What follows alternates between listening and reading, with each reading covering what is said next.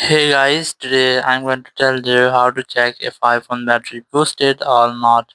If you're using any iPhone and you want to check if your iPhone battery is boosted or not, so let's see how can you easily do that. First of all, you just have to open your settings. In settings, simply go for battery, and from here you just have to look for battery health. Select that option, and here you will get the maximum capacity option. Here you can see there's 100%, so it means that your battery health is normal, it is not boosted.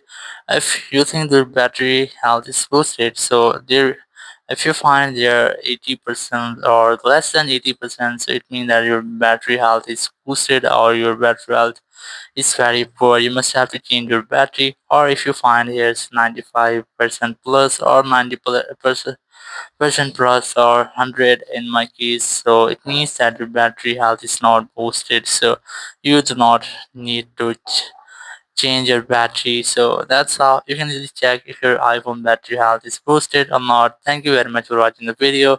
Until next video, bye bye.